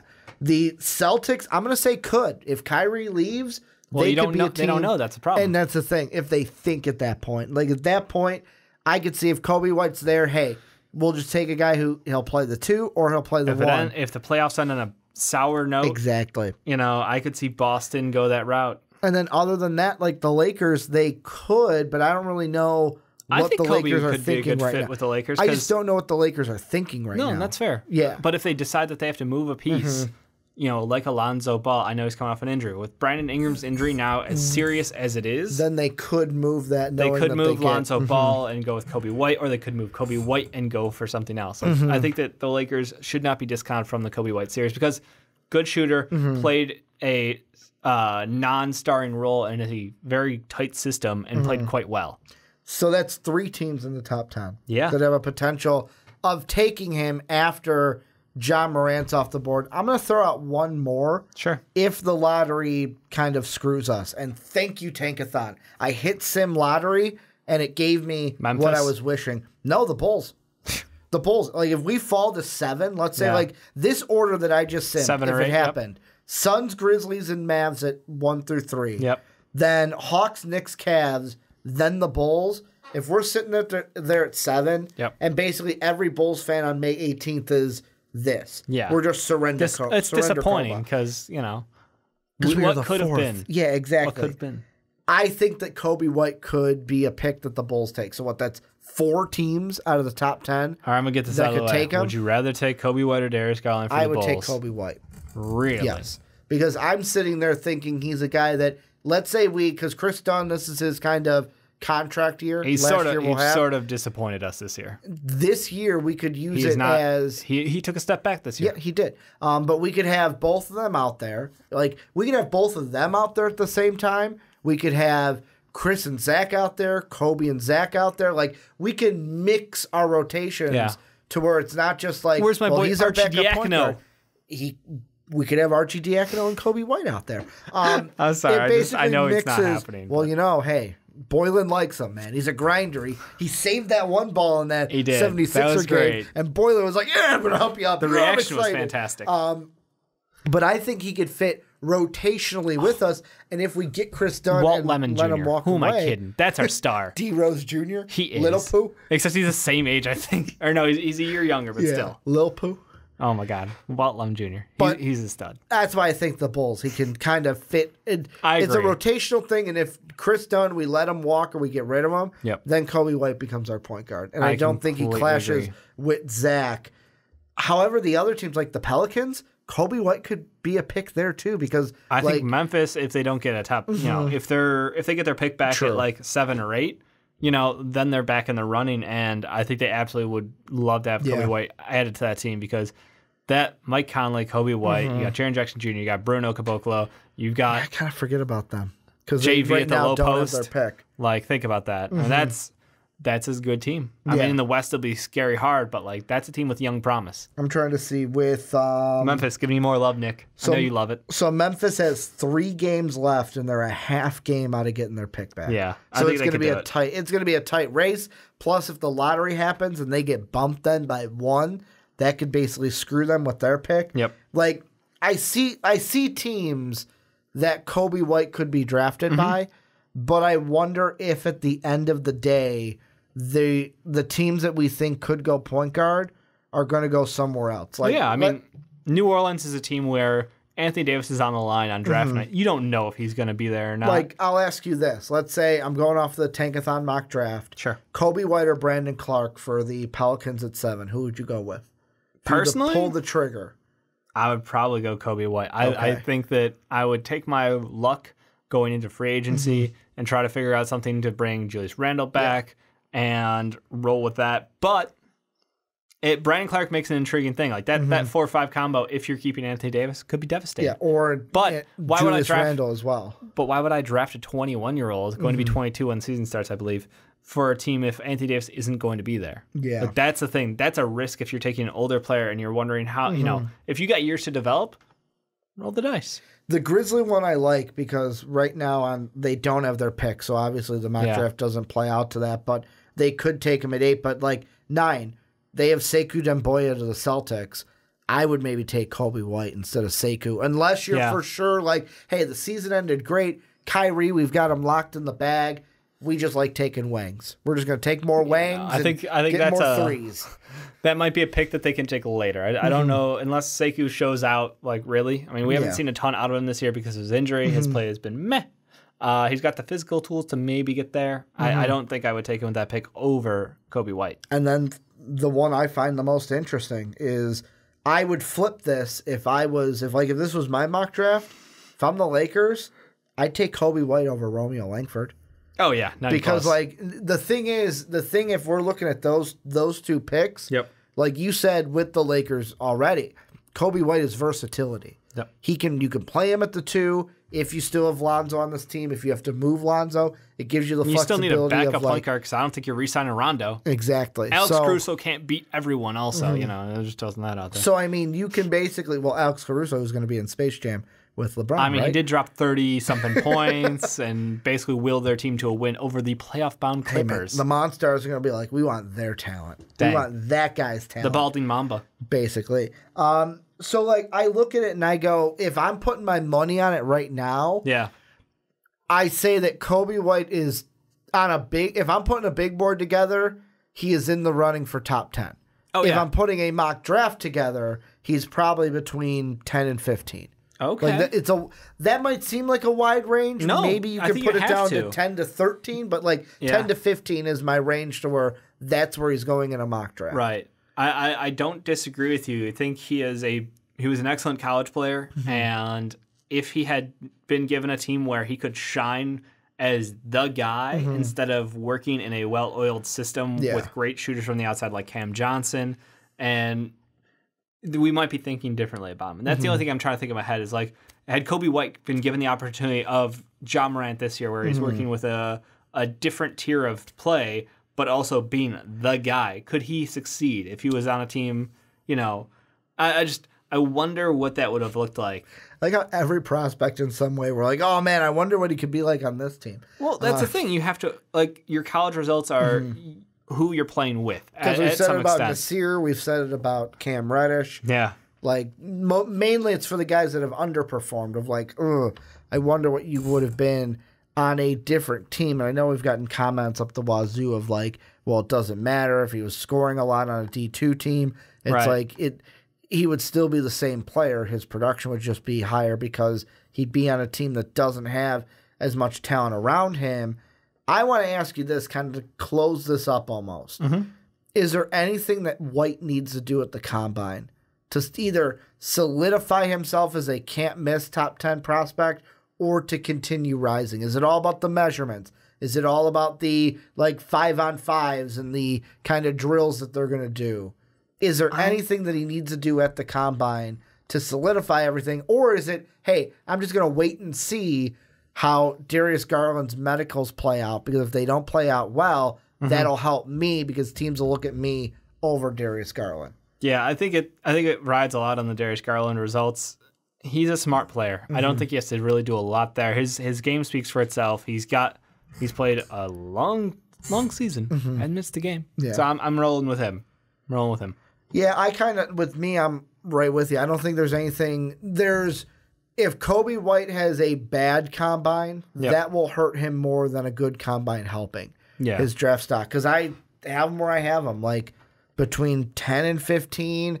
If he sneaks up into the top 10, it's because a team like the Pelicans, the Celtics, the Lakers, the Bulls, if we fall to 7, if one of those teams is like, well, screw it, we really need a point guard. Hell, even if the Suns get sunsed, and they're like, what, you did one earlier on Tankathon where they were like, what, 6th? They can fall as far as 7th. Okay. So that is their maximum drop. So, if they fall to 7 too, I could see them going to Coby White for sure. That could be like low-key a gift for them, you know? Because then getting Suns, and it actually works out to be a good thing. Because then you don't get stuck with the obligation of, well, we have to take RJ Barrett, who may not fit with our team, but he could work at the 3, which would be really interesting. And like that's a question, but like that's pure talent. Like RJ Barrett is more talented than Coby White is right now in their careers, but Coby White fits the Suns better, arguably. And as a two-way wing who can defend, you kind of cover up for that Devin Booker lack of defense. So I think that that would be if the Suns did get sunsed and got dropped to 7. Coby White would be the best possible outcome. Yeah, I feel like for the Bulls and the Suns, if they get dropped to 7, it's the same boat. We need a point guard. Yeah. But this is where you guys come in. Let us know what you think down below in that comment section. Will Coby White be a top 10 pick? If he is a top 10 pick, what team is he going to be drafted by? And kind of just your overall thoughts about Coby White as we kind of move forward in this draft process into the rest of May, June, and then the end of the draft in June. Try to say April, May, June. I can't come out right, Dave. But Dave, let's move on into our final topic, and we are looking NBA draft yet again. And if you are on podcast services around the world, I am sorry. I am going to repeat myself, and that's for you guys here on YouTube that might be checking out this segment, not even checking out the last one we did on Coby White. How dare you? You should check that out. It was a great discussion between Dave and myself, but you got to go check out patreon.com/mostvaluablepodcast. Not only do we have new membership options for you guys, but we're recording a mock draft next week. Next Saturday, we are recording it.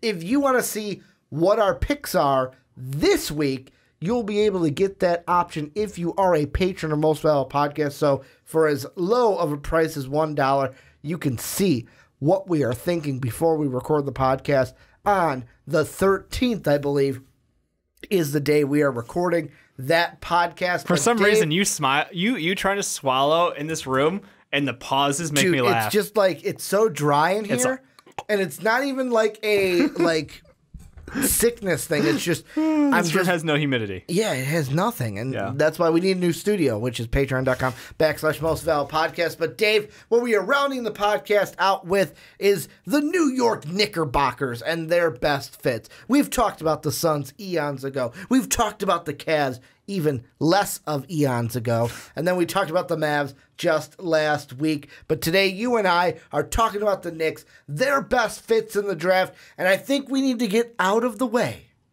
Zion Williamson at number 1. So the same thing we did for the Mavs, I will ask to you, Knicks at number 1, what does Zion Williamson mean to the Knicks? So we can just get this big old Zion rock out of the way. Sure. Zion Williamson on the Knicks means opportunity because that is a team that is looking to wheel and deal potentially. They're looking to bring in the biggest of free agents this year. If they can haul in Kevin Durant and Kyrie Irving, because I think that's what Zion brings is the okay, they got the best player in college basketball and they already have a decent rookie in Kevin Knox this year. I'd say average. That's a team that if they want to move pieces, they can move pieces. He's basically the I'm in New York, instantly I'm popular, instantly we're relevant again. But if he is there, the draw for free agents increases. I think there's absolutely no doubt the draw increases. And the question, you want to go play with the best players. You do. You absolutely do. And you know that this kid is special. And he is something special. He's unselfish. He's dominant. He's built like something we've not seen before. He moves like it. He is the ultimate package for that team. And he basically is another notch in the if you're 80% sure Kevin Durant's coming, if Zion goes there, you're 95% sure. He moves the needle for these big guys. So I think that if they do get lucky and they do land him with the number 1 overall pick, it means it's going to be a great summer for New York. It's going to be one of the best. Zion, to me, there's a few teams that would be the best fits for Zion. Yeah. The Knicks would be one of them. That's because they literally have no other pieces. Well, I'm not even talking basketball. Oh. I'm talking a market. Them, and I feel even though Chicago, we're called the second city because we are, even though a smaller market than New York. We are. We would still be up in that category of Zion in Chicago would be It'd be huge. A huge story. But him in New York, the Mecca, playing in the Garden. It would almost remind me, and New York fans might get mad at me for saying this because I'm not a Knicks fan, so I have no reason to make this comparison.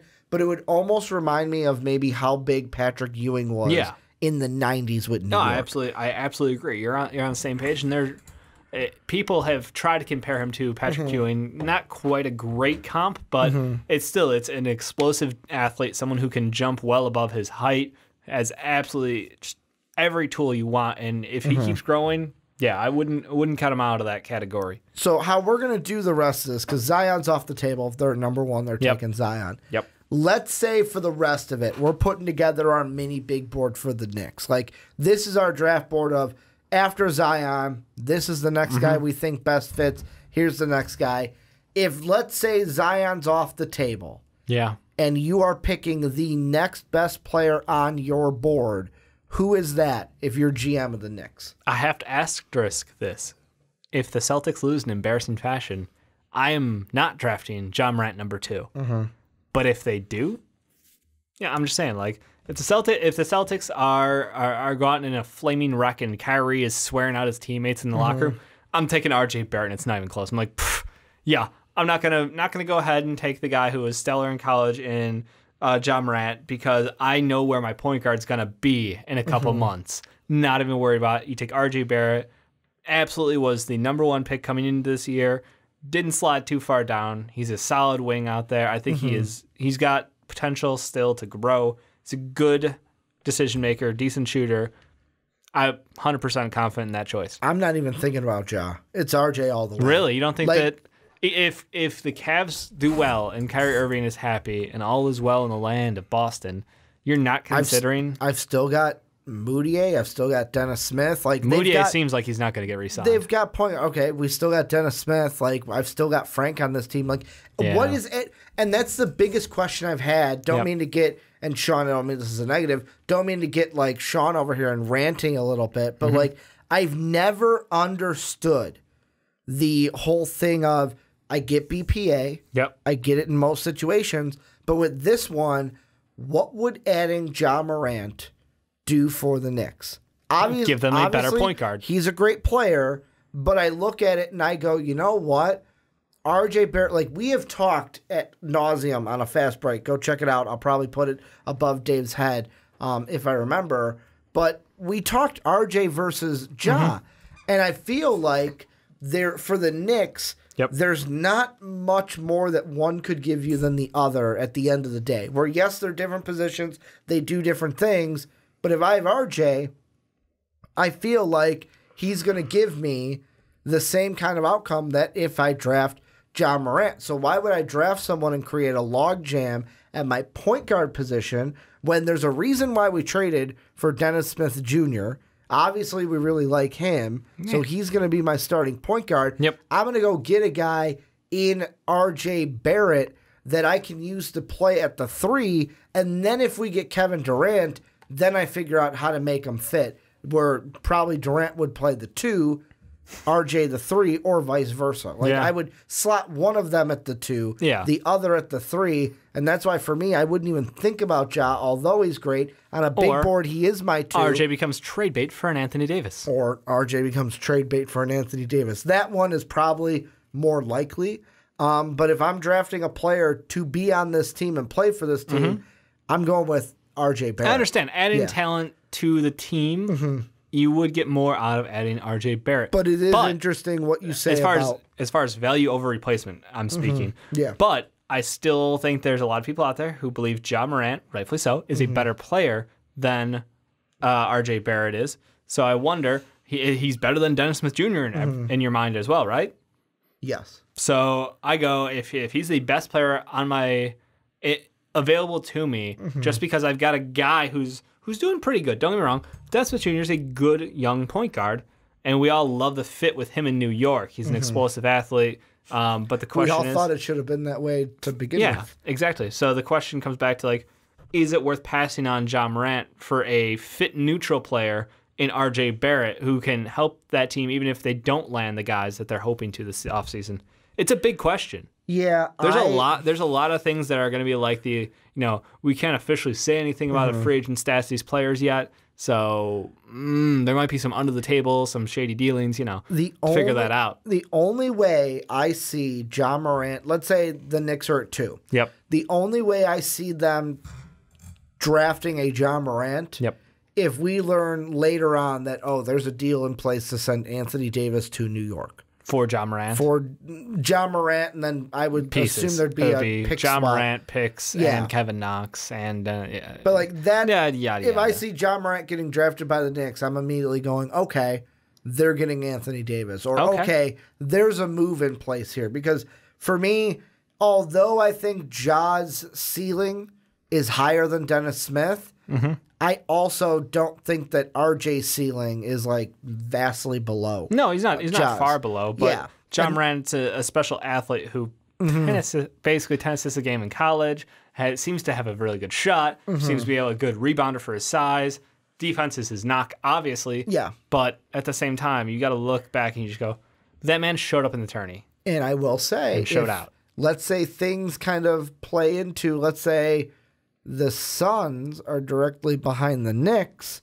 I could see maybe a Hawks-Mavs situation going on. Let's say... They absolutely could do that to teams like the Bulls and the Suns and play them against each other. Why not? Yeah. Why not get more picks? Those teams need point guards. You don't.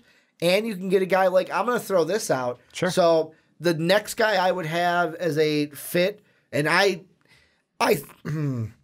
think he'd be a better fit than RJ. Yes. But I wouldn't take him above RJ, Jarrett Culver.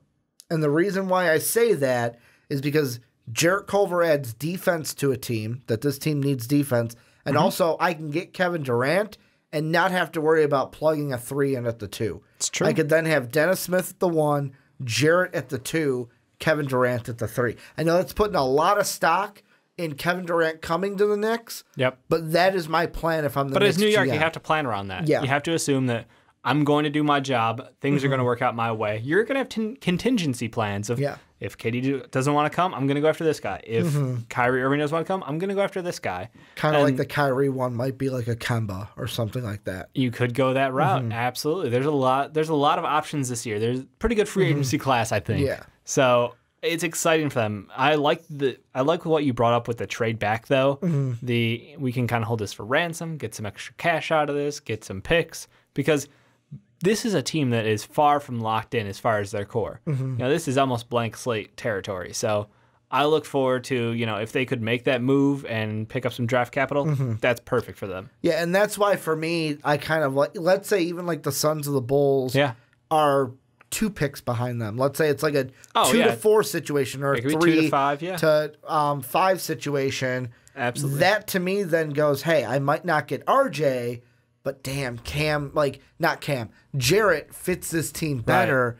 Right. We can get him there, and we can go ahead and get some extra picks in the future. Like, hey, Kevin Durant, come on over here, because not only do we have a nice young team to grow with you, we've got more assets later on. The big question either is, to move for an AD or to draft more young players to help this team. If Zion's gone, RJ's gone, Ja's gone, and Jarrett's gone. So you're saying 5? If they what if they end up at 5? They're at 5? What if they end up at 5? Are you looking on perhaps reaching on Cam Reddish, a player who is young, has not had the success that we expected out of him in college, could still have a lot of room to grow though.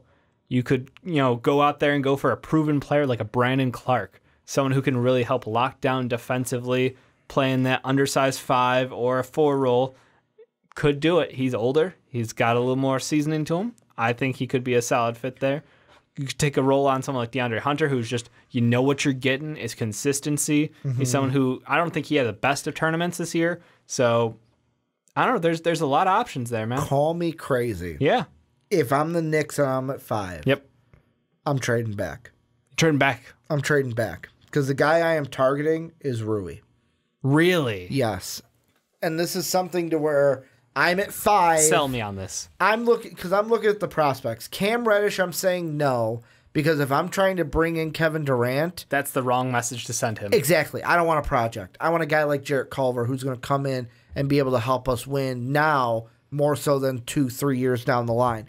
I look at Jackson Hayes and I go, project. Exactly. Like he is. And it's another thing like him Still 18. And even Bol, it's like at the 4-5 position with like Bol being the one that, you'll play him at the 5, but can shift him out to the 4 in some situations. Maybe not. DeAndre Hunter would be interesting yet again.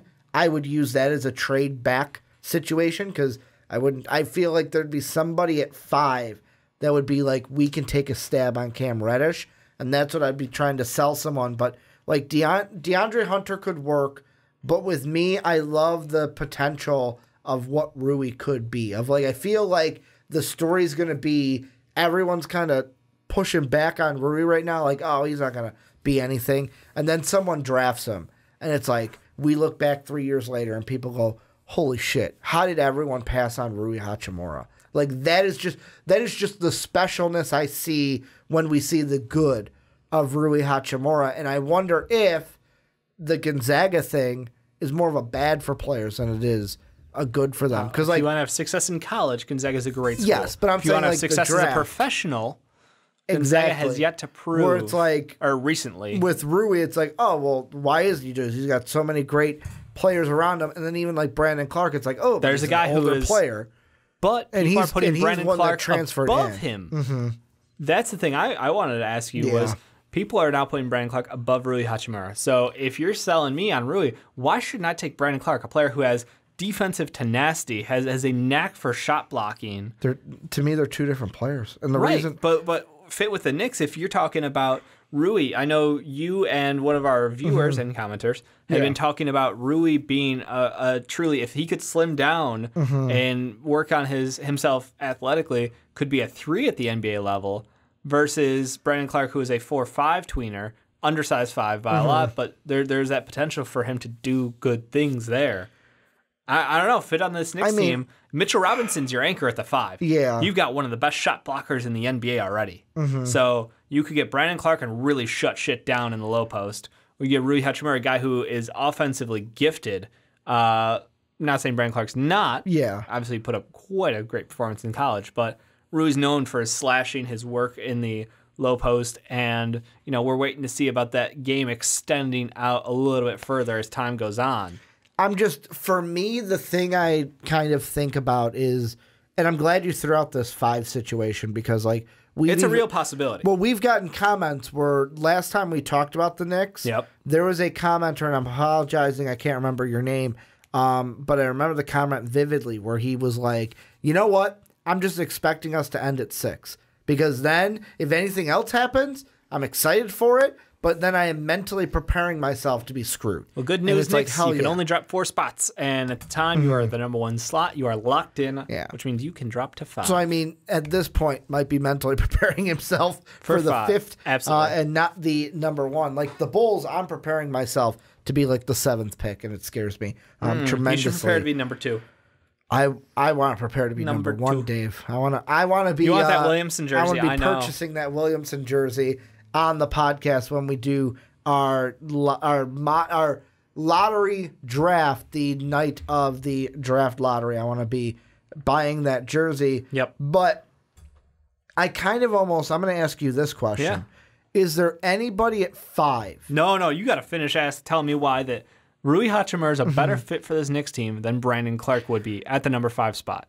I need that answer out of you. I would take the ball handler. And for me, that's what Rui does better than Brandon Clark. Okay. Where, yes, Brandon Clark would be a better answer at the 4 for them, and they could use a 4, but I'm going to go with the ball handler. Okay. If I'm going to take a guy like Brandon Clark, he's got to do more than just defend and boards. And I know he scored points at the next level, but it's not like if I'm looking for a big in the top 5, top 10, I'm going with ball. And or ball. I always say that weird. But the reason I'm doing that is what he can bring to my team and also that stretch it outside. And I'm not quite sure if Brandon Clark can stretch it outside you need at the next level. Not a 3-point shooter.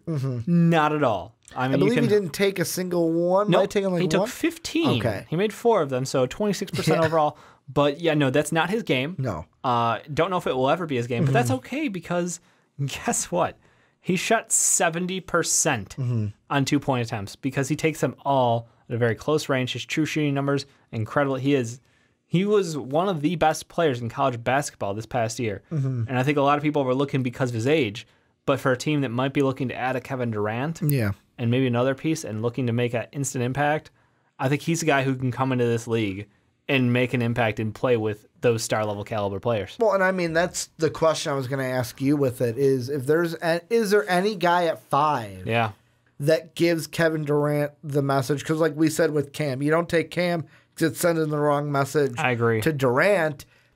Is Brandon Clark really the only guy at 5 that could give Kevin Durant that answer of like, yes, no, we're still trying to win with you. Like, please come here. We're still going to win with you. Or could you trade back for DeAndre Hunter? Could you trade back for somebody else? Because that, to me, even becomes an intriguing option at 5. Because if the Knicks are at 5, I'm not in love with anybody anymore. Yeah. Like, I'm with you. I like feel it's an Rui personally, but it's like I'm not married to anybody. I feel like Rui would be an overpay. I feel like Brandon would be an overpay at this point. And that's not... Look, if you get the guy you want, it's not an overpay ever.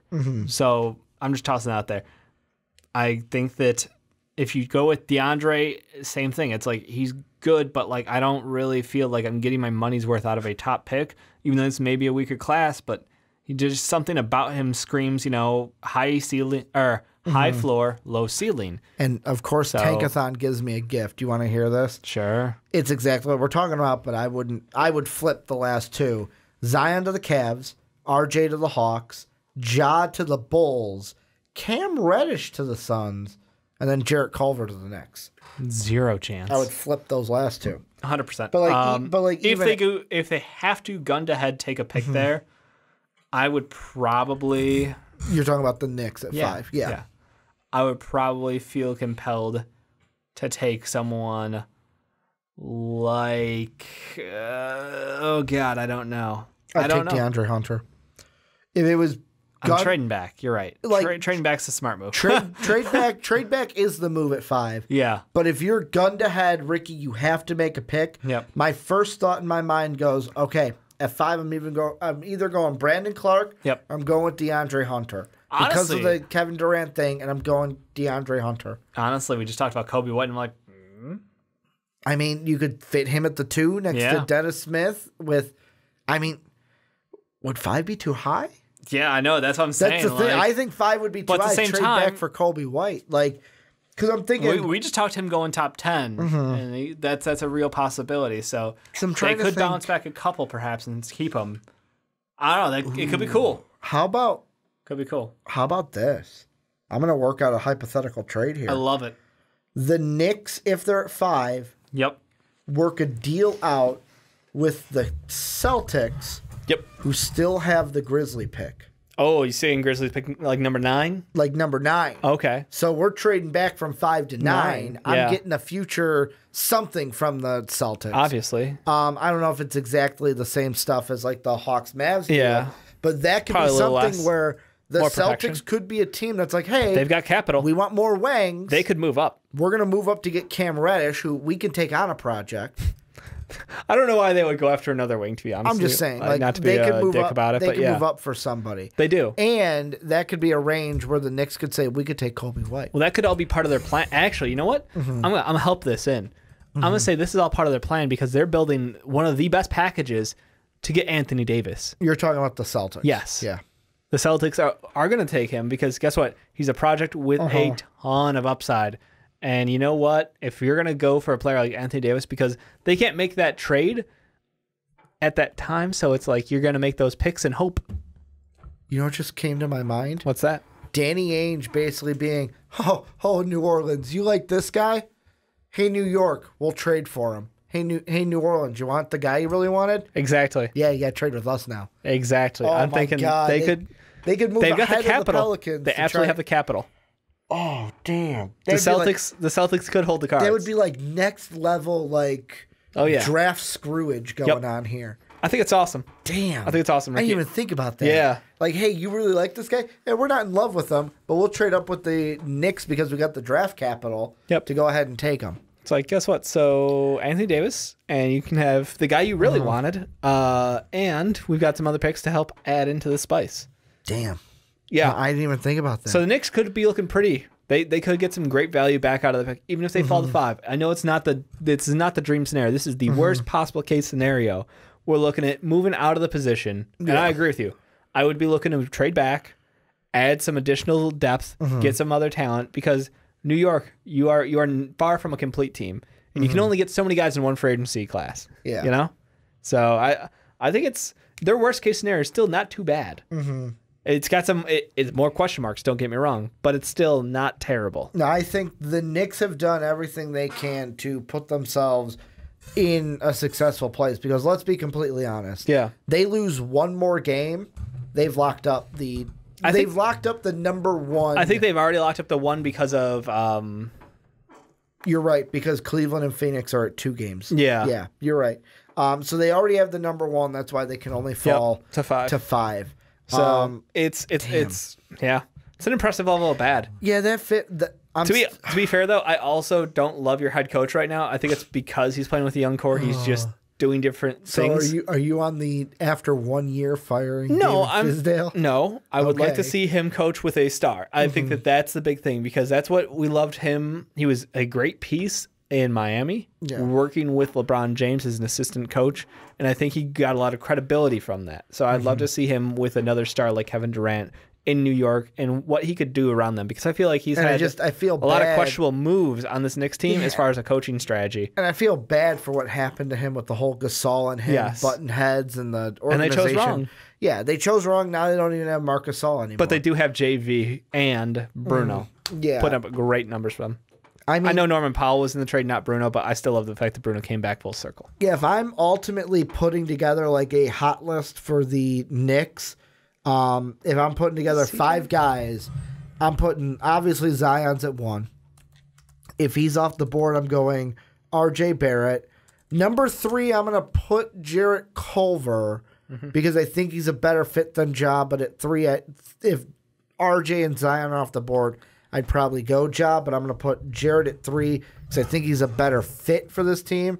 Then Ja at 4, and then at 5, I'm going to put DeAndre Hunter because I'm going to go with that outside wing kind of a player more so than Brandon Clark at the 4. What would be yours if you're obviously Zion's at 1, but who's your kind of top 5 for the Knicks?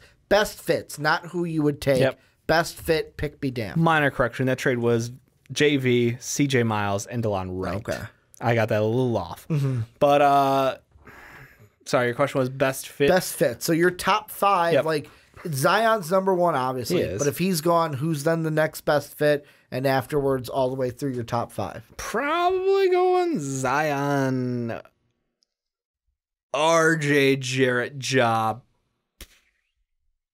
shit, Bull. Okay, so almost the same top 5. It's really that 5th pick of like, shit, Culver, Ja, Zion, RJ are all off the board. What do we do? Look, I'll be honest. I think Bull would be a dope fit for that team. If they don't get a KD or a Kyrie Irving, could you imagine Mitchell Robinson at the 5 and Bull stretching out of the 4? Jesus Christ. They go from one unicorn to another, man. Jesus Christ. The only thing would be injury. The injury. Sean had seeped into my head there. That was shades I of understand. Sean. That But they needed- go from one unicorn to another. Come on.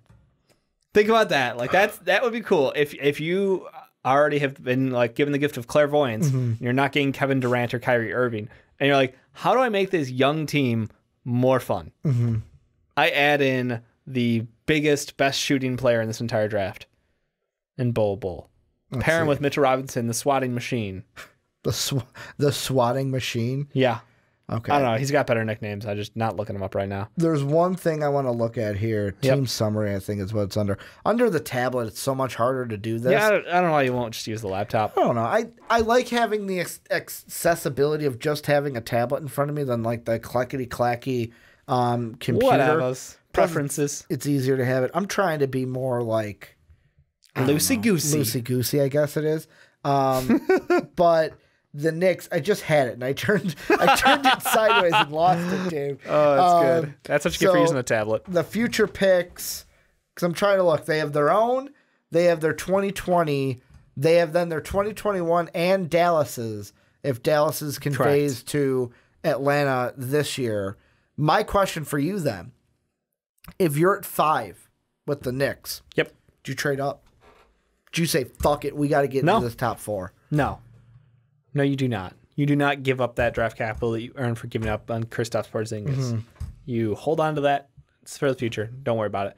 You take who you got to at 5 if you have to. You trade back like we suggested.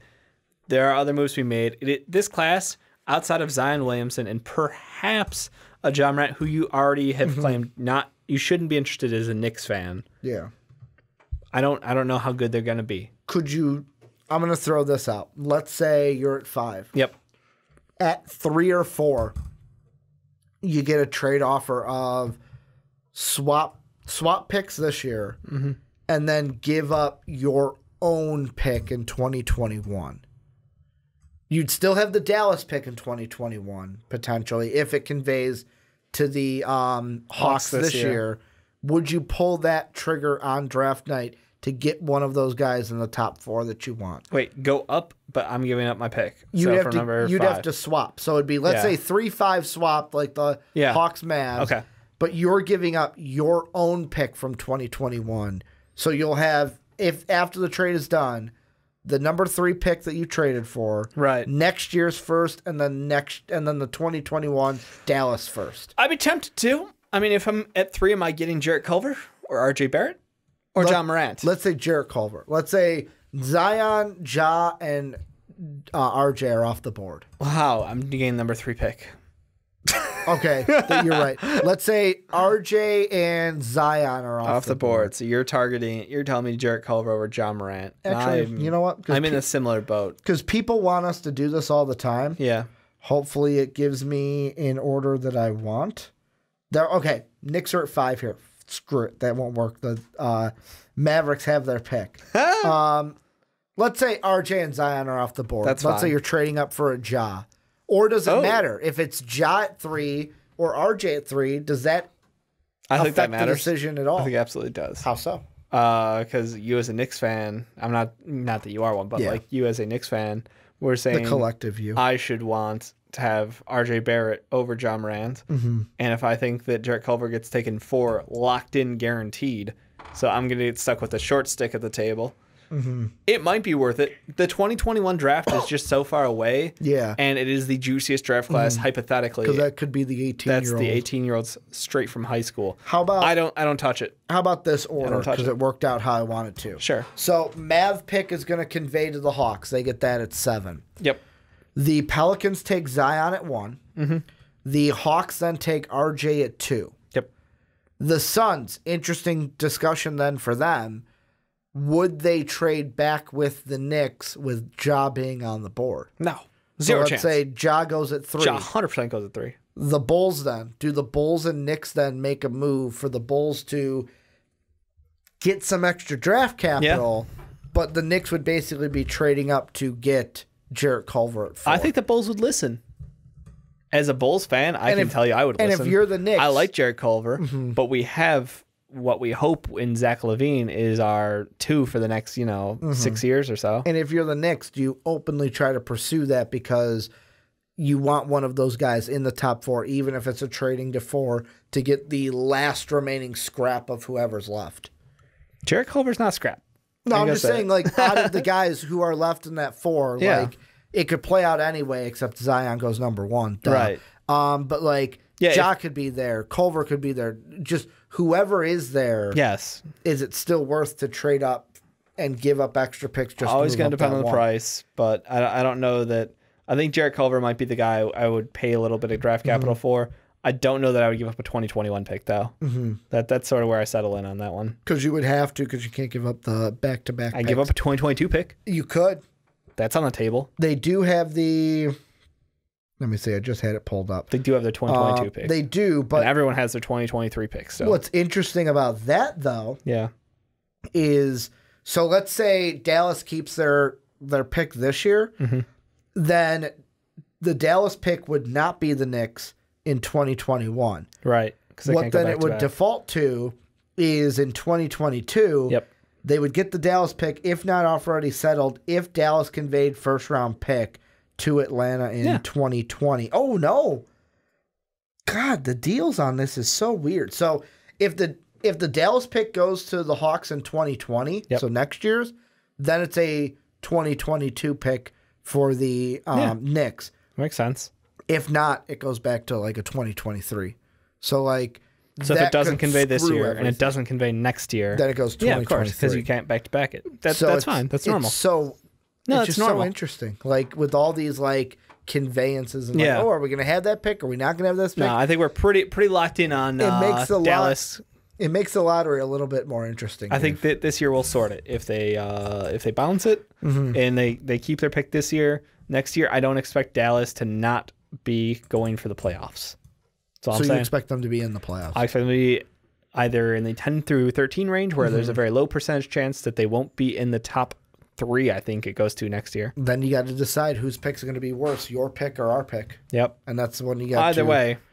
Either way. Well, this is where you guys come in. Cameras off. We went a little bit over it, and discussion was so good I didn't get up to turn it back on. But this is where you guys come in. Let us know what you think down below in that comment section. Make sure to tell us, Knick fans, who you think the best fits are at every pick. And the thing I really want to know from you guys is, worst case scenario, you're at 5.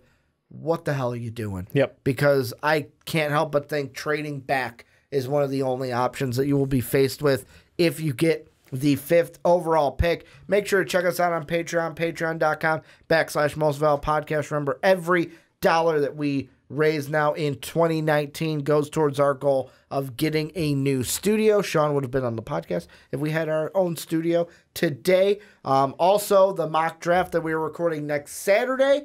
If you are a $1 and up patron, so any patron from gold, silver, or bronze, you can see our spreadsheet, a snapshot of that, of our picks early this week before we record the podcast on Saturday. Make sure to rate and review the podcast on Apple Podcasts and iTunes.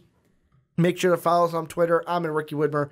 Dave's at Dave_don't_tweet. And then Most Valuable Podcast is at Most Valuable Pod. Want to thank you guys for watching on YouTube. Want to thank you guys for listening on podcast services around the world. And as always, have a good day, everybody.